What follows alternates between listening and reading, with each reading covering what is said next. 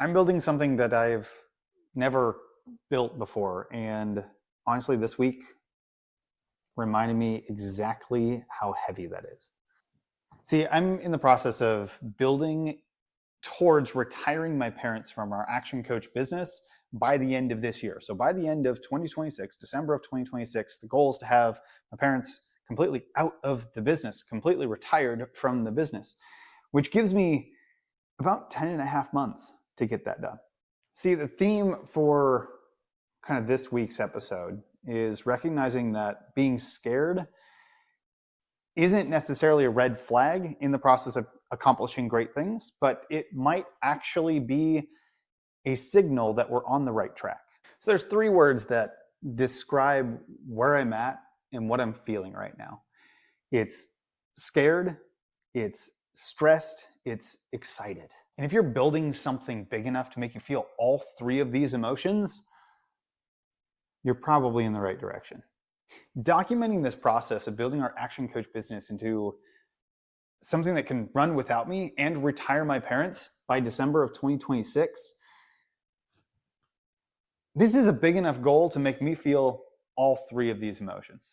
But as I go through kind of the conversations this week, the thing that stands out to me most is some emotions that I wasn't expecting. There was something that happened this week that I wasn't prepared for, and I have to share it with you. So one of my team members, we're sitting down for our one-to-one for the week. So Tuesdays right now are my team one-to-one days. So I sit down, work with my team members on anything that they may need, that sort of thing. We're having this great conversation. We're going through all the different things within the role for him, what he's focused on, where he needs guidance, different things like that. And throughout this conversation, things are going great. He's been having some great meetings, great calls, all these types of things. We come to the end of the conversation and he paused and he's like, hey, I feel like I really need to share something with you. I'm like, okay, sure. So he moves on to share with me that just a couple days prior, he got a job offer. And we're talking, this is a team member that's been on our team for a couple months now, still kind of working out some of the growth and the kinks and different things like that. And he's sharing with me that he got a job offer. And this job offer came with probably a little bit more security than what we currently have to offer in the position here today. A little bit more positive things. There's different things that came along with this. But he wanted to share this with me because, one, he wanted to be fully transparent, let me know that there are different things that are going on.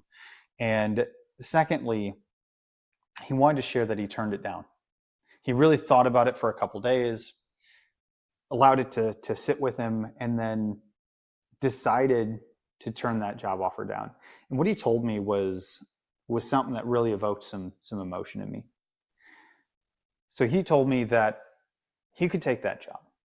And in the short term, it might be better. But he'd be doing kind of the same thing he's always been doing. He'd be kind of stuck in that position for a long period of time. And that would really kind of be it. Versus staying here and working through what he's working through. He's like, I don't have any other place that I've ever been where I can see where this role can be and what is happening with this business. And I get to do things I've never done before. I get to learn things I've never learned before. I get to have conversations that I just don't get to have anywhere else. And he is so excited about that. And then he paused and he shares with me, he's like,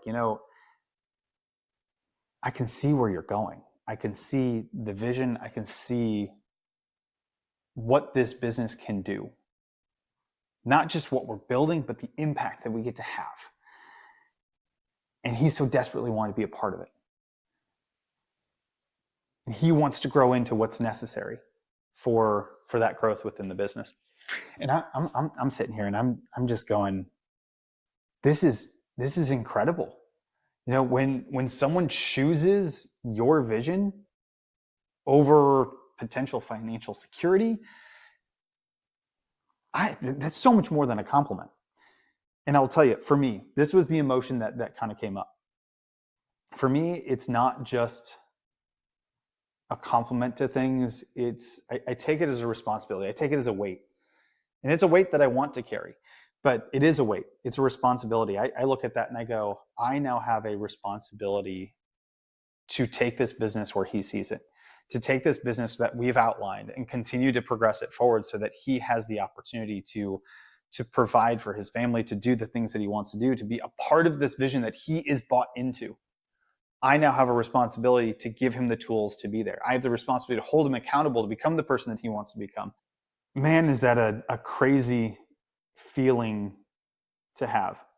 It's one thing to hear and teach and understand the theory of hiring great people, hiring for attitude, hiring for these types of skills, and knowing that the team that you build is ultimately what's going to build the business. But going through it and feeling it, I don't even know if I can describe that to you. It is something else entirely.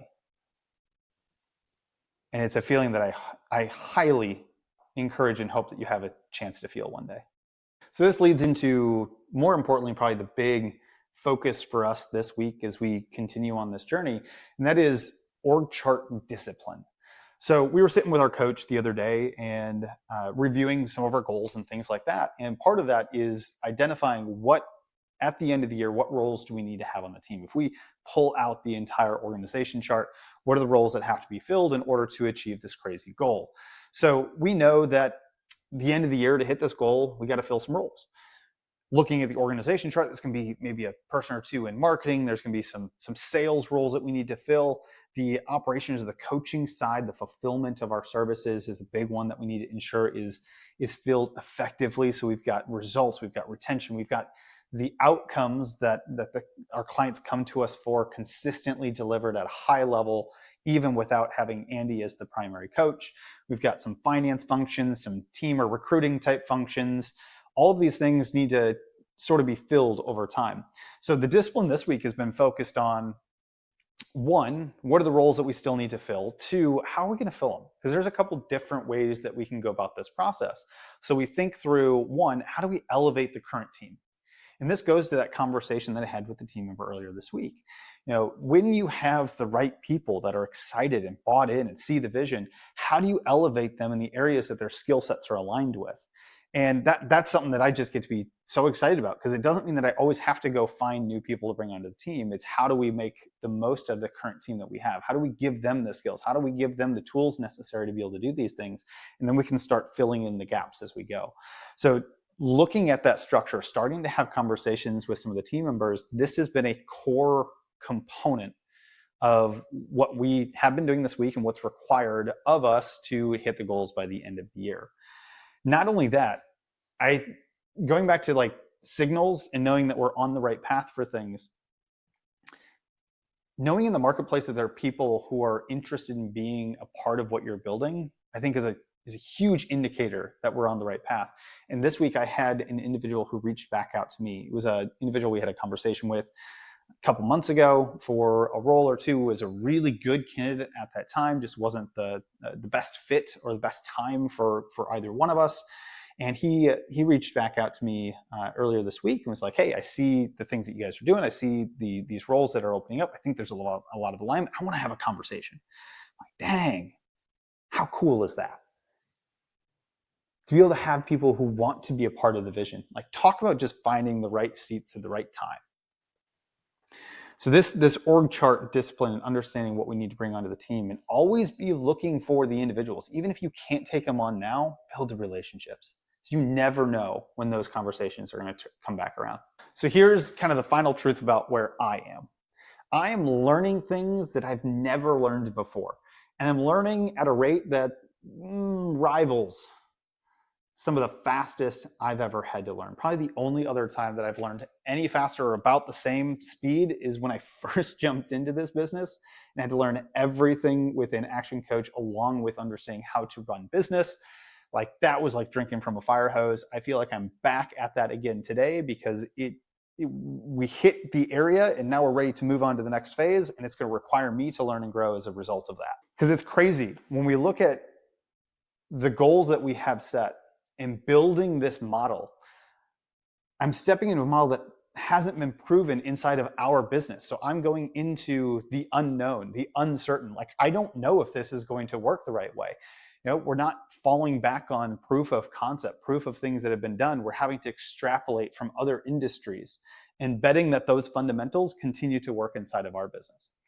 Now, I know that they work in a lot of different businesses, a lot of different industries, but just the fact that it hasn't been done in our business, hasn't been done in many of the businesses within even our franchise system, that alone is enough uncertainty for me to feel a little uneasy as I started this conversation out with today. Ultimately, I don't know if it's going to work, but I do know what the alternative is. The alternative is staying small, staying stuck, staying safe. And I've just come to the conclusion it's not going to be an option. So let me end it with this for you today, because I think this is probably the most important concept. If you're building something that scares you, you're in the right place. I'm doing my best to document this whole process, building something that scares me.